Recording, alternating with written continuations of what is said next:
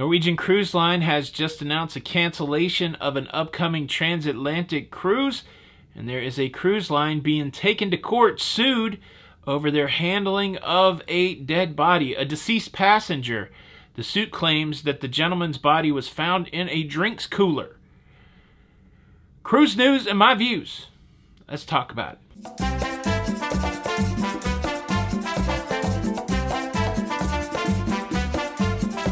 Hey, what's up everybody? Welcome to La Vida Loca. I am your host, Tony, here with the latest cruise news and views for your face. It's Tony from the future, at least for those folks that are in the time zones behind me.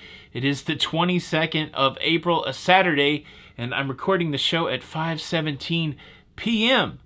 What time and what date are you watching this show? Leave a comment below. I just got done excurting in Copenhagen, Denmark. It was an all-day sucker. Went and saw many great things, and there was even an unexpected surprise on my excursion, a location that I did not think I would encounter. I'll share that with you at the end of the video after we go through the cruise news. Cruise news story number one, Norwegian Cruise Line has announced a cancellation of the Norwegian Breakaway's 2025 transatlantic crossing. This was a 12-day voyage set to go from Miami to Barcelona in Spain. This was going to happen on February the 7th of 2025, and they sent a letter out to passengers that were already booked saying that this cruise would be canceled because they needed to change the location of where some work was going to be done on the Breakaway. People that were booked on this cruise got a full refund. If they booked with Future Cruise Credit, they got a 100% refund of that Future Cruise Credit. People that booked in other ways got a 100% refund however they paid for their cruise. And they are giving people that were canceled this way a 10% Future Cruise Credit for this cancellation. That's certainly a bummer. Transatlantic may be my new favorite cruise type. I've had such a good time on this one. Were you on the Breakaway February the 7th, 2025? Did you get cancellated? How you feeling about it? Leave a comment below. Cruise news story number two. Celebrity Cruise Line is being sued by a woman after her husband passed away on a celebrity cruise ship.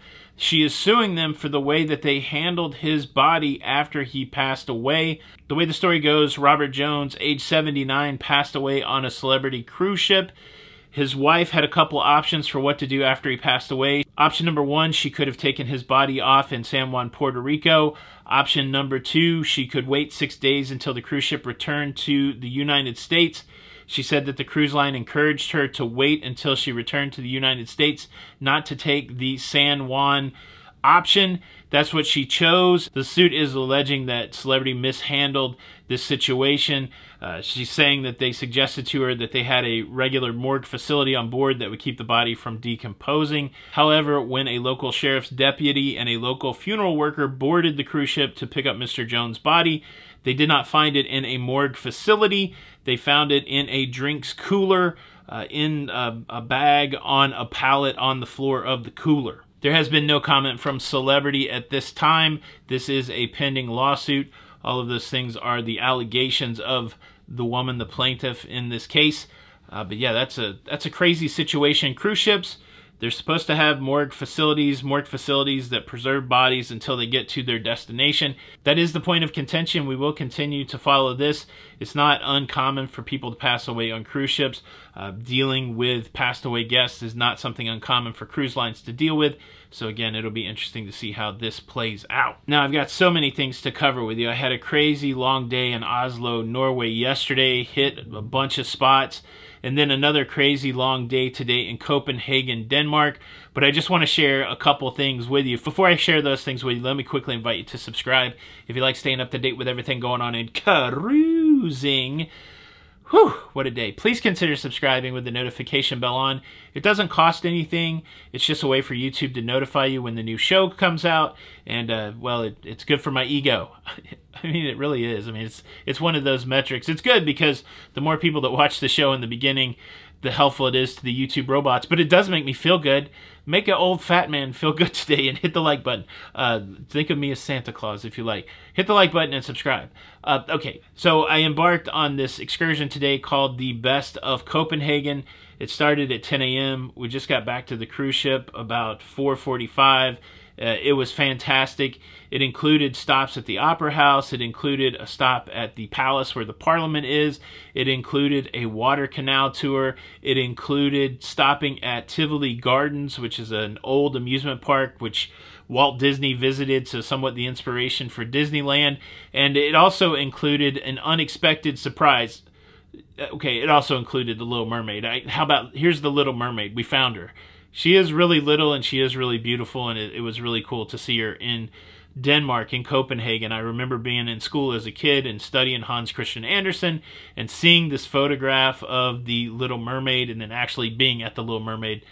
It was pretty cool. But the unexpected surprise is right next to the entrance of Tivoli Gardens was the Lego store. Now, you may or may not know that Lego, the worldwide toy phenomenon, is headquartered in Denmark. There's 3 Lego stores in Denmark, one of them being at the Tivoli Gardens area. And one of the unique things about this Lego store is it's one of the few Lego stores that have the minifigure factory where you can customize your own minifigure. So I cut my time a little short at Tivoli Garden. I did do a lot of stuff in Tivoli Garden, but I made sure I had time to go to the Lego store because I wanted to purchase Lego in Denmark. It was the same feeling when I ate sushi in Japan. It just felt like the thing to do. So I purchased this little brickhead so it's small enough that I can take home of this llama. And then I customized my own minifigure.